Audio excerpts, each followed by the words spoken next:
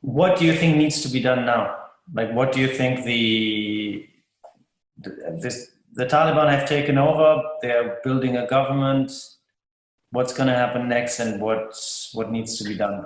The only thing that I'm thinking of, it's just humanitarian rights and women rights. The only thing that I'm worried about is it's all the basic rights of women and at all the human, So, and to assure that we need international movement, we need an international, internationally a movement of strong women leaders to stand up to talk about. And for that, I'm ready to, ready to do whatever is I'm trying to make it possible, every impossible thing as well to do to make this happen. First of all, it is like this, and it's all about the basic rights, okay?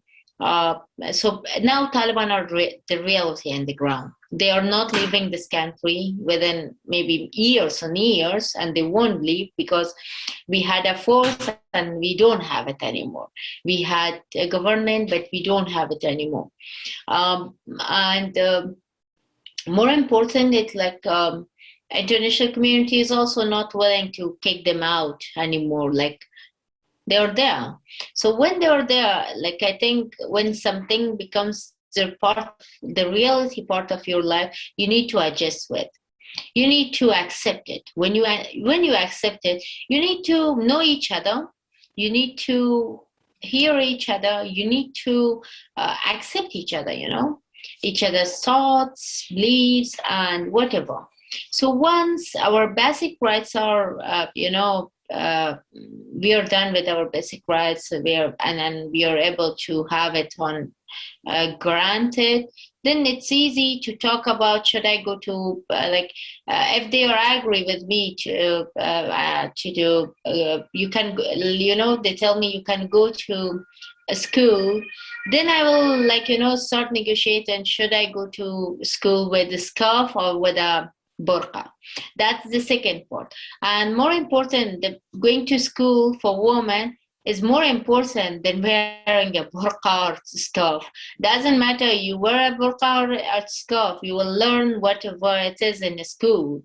So I think for now it is important to negotiate the basic rights, to negotiate about it, and then talk of it, and more important, they need to know new generation. They need to know this woman, okay, on the ground now. They need to know about realities of this woman, and to understand it as well, to feel it, okay. So yeah. Taliban, there is something I think that is not very clear for many Europeans. Do you think the Taliban really have one ideology? No. They're not united behind one ideology. No, so definitely no. What is it about the Taliban ideology that everyone is talking about? What is the essence of the Taliban ideology? There is, nowadays in Afghanistan, there are 4 types of Taliban, okay?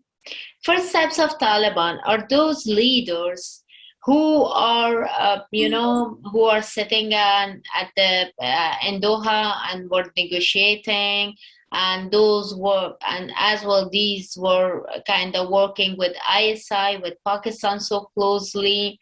Like this is the exact Taliban. This is the real Taliban, okay?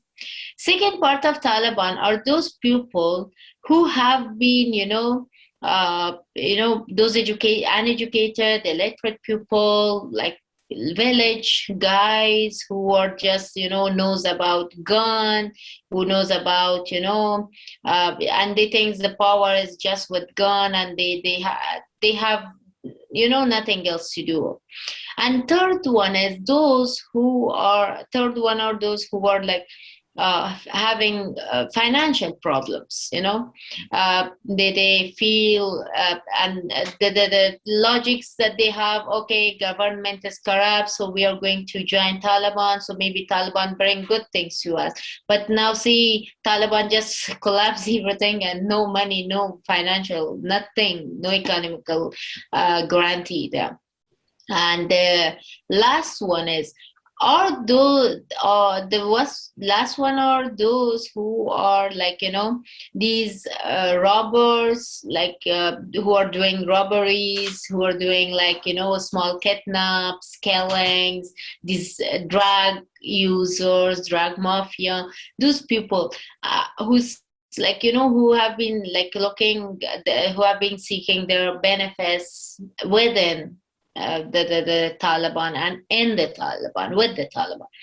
And yeah, just one small group is also those people in Taliban that now they think that if one member, like if there is a family, they have 4-5 people, like men inside the family, and these men are like, they think that if we have one man inside Taliban, so the rest could be safe. So just for their own sake. Tribal logic, a tribal thing. That's what tribes usually did, right? They put one person with the enemy, so to make sure. Yeah. So they make sure there is okay. So now within this 4-5 type of Taliban, definitely the ideologies gets to be different. The high leadership, the high commander leadership of Taliban, and those who were negotiating in Doha and receiving direct support of ISI and Pakistan military, they are those who are like, fighting for that political causes, being supported by foreigners. It's something like about proxy war of Pakistan and blah blah blah blah. And this last, like, the last 4 types, they are using Islam by word, but they're doing other things at the back of the scene. And the ideology, it's just like, someone fights for hunger, in that someone fight for so-called Islamic rules that they made it themselves for them. Some are fighting for foreigners, some are fighting for feeling injustice inside the country. So yeah, ideologies are not so, it's never been same. To which of these 3 categories of Taliban do you think you would be able to talk? The first one, ISI and Pakistan. The leaders, those who have been fighting for ISI since long time, those who have been supporting from ISI, by ISI since long time. I think we need to talk to them. The more, like, the more, we could talk to them, and we could, and like, solve all problems with them. So when they are done, so these small groups and these other ideologies are so easy to cover it. Okay, they are something like, there are some things in market that you can buy it, so like with no cost, and you can sell it with no cost. And why do you think these leaders will talk to you? Sorry? What can you, what is your, what you bring to the table for these Taliban leaders that they would talk to you? What could be their benefit? We have to strategically, yeah. Their benefit, they can lead the government without 50% of population. And most importantly, nowadays, money, and more parts of government, and more like important key points and parts of government have been leading by women. There are too many men, but they are still not able to manage.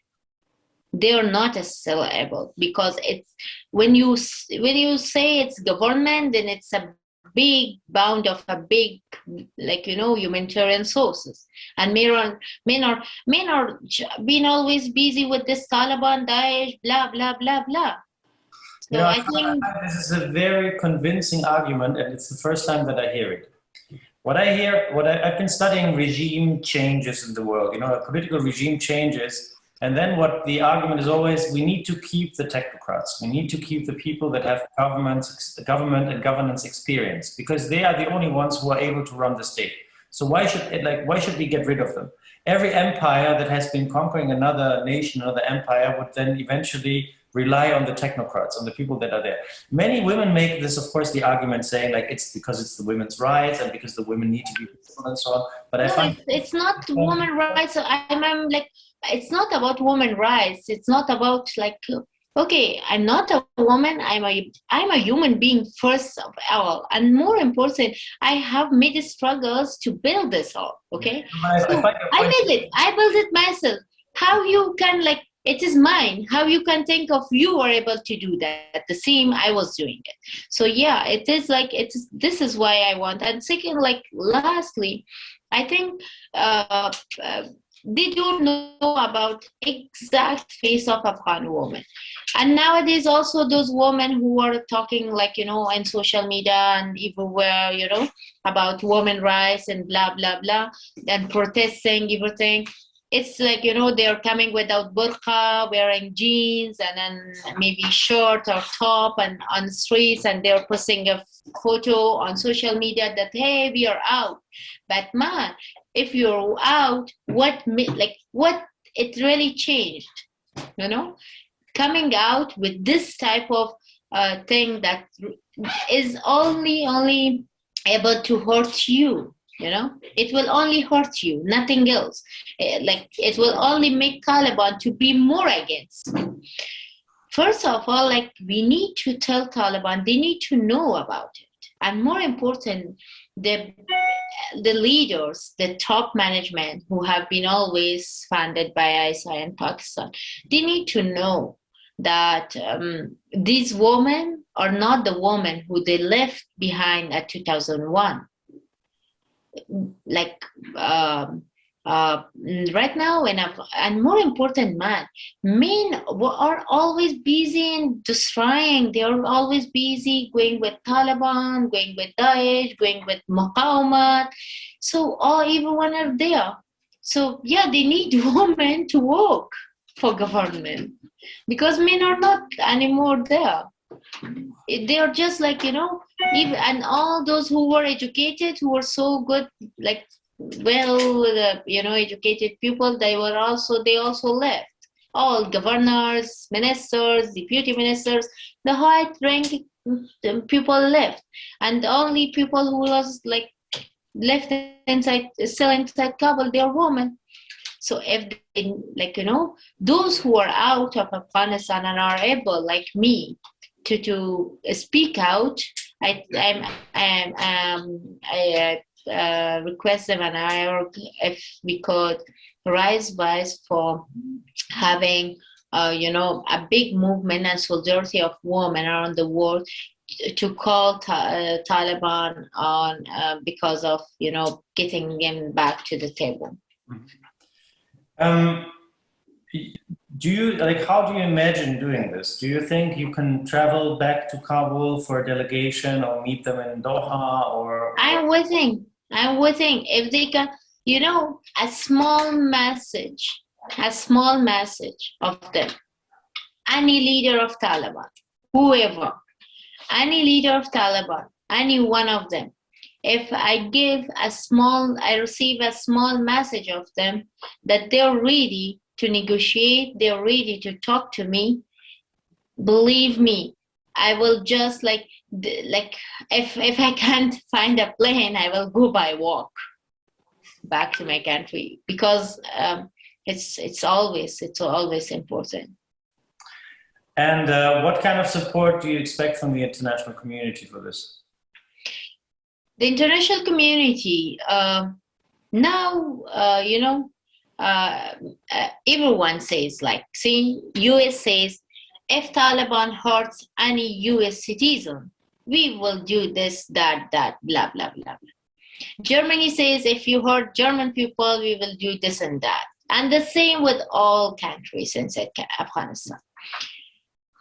What will happen, like, if they say that if you, okay, are not coming back to the table and not negotiating here and not fixing all the things as you were promising at the starting of this negotiation, you were saying, then we will, like, you know, we won't, like, at least we won't, you know, we want to stop helping women. We will stay there and we say we will help women. So I think this is something, you know, they at least need to, this time they need to stand by the woman, by the side of women. I'm not being so anti-men, but trust me, men destroyed Afghanistan. They sold us. They sold us out. They sold us so easily to our enemies, to our killers. So I think this time, no men.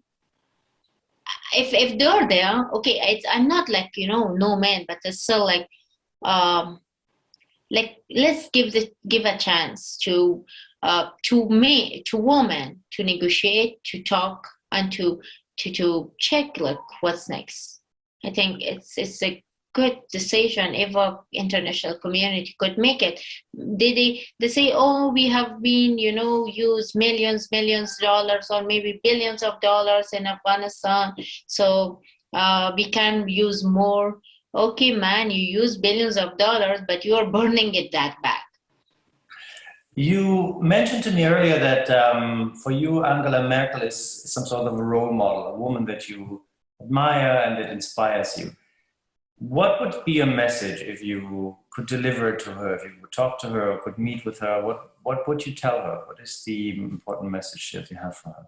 Many women in Afghanistan could be and wants to be Angela Merkel.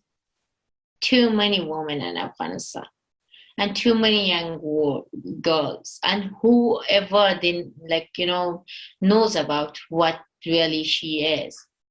So why not to give them a chance? And if it's possible, by a small message, a solidarity message of her to make it publicly, and you know it gets done, and it's possible to have it, then why not? What would be your message to Kamala Harris? I mean, you have been to Washington before. My message was so clear to her once. I wrote it on my Twitter as well. She was congratulating everyone about Parenting Day. I think there was some day like Parents Day. So and I just retweeted, and my message was so clear. She's a mom. She is a mom. She's a wife, and she's a daughter. She knows how it is hard, and as well, she's a wife. She knows how it's hard to lose your husband, how it is hard to lose your father, how it's hard to lose your mom, and at the same time your sister or your life partner. So yeah, I never expected her to be such silent. I really not only just because of a human, I really wanted her to feel as at least we women never been part of this ongoing war, conflicts, you know, everything that happened in Afghanistan, the changes, the regime changes, empires, bloodshed, everything, men did it, man. So why we are paying the price, and why women around the world globally are not able to see it? When I was in university, I was reading a book. It was I don't remember the writer's name, but there was like something that women now in this ongoing century, women believes that if a woman hurts in a part of the world, it means that all women have been hurt. If all women have been losing things. And now, I don't know who was the writer, but I think I need to write like some book against her. And I really directly tell her that, man, you're wrong. In this world, no one cares about anyone else, especially about Afghan women, especially those women who have been bearing more than 50, 60 years of war just because of men. So, yeah. Do you think in the current situation where everyone is trying to adapt, I mean, some people have left the country, but many people in Afghanistan are afraid, they're trying to cope with the situation. They have to change their lifestyle, and they have to adapt and very quickly. Do you think women are better at that than men, to adapt to a new life and to deal with this new situation? We have been adapting it since years and years. Like, see, it was Taliban. We were adapting Taliban. It became Republic government. We became Republic government's part. And now it's again Taliban. It's just one Zarifa out of Afghanistan. You can't just take maybe 0.5% of women population out of Afghanistan. But the rest are there. They have to, they need to. And they are doing it since years and years.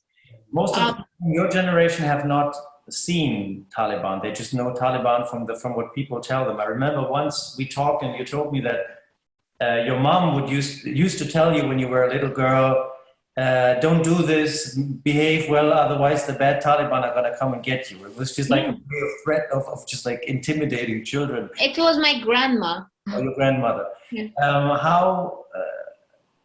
How does your generation and the younger generation see this now? There are two types of younger generation. Okay, one uneducated younger generation, and second educated. The educated ones, like my sisters.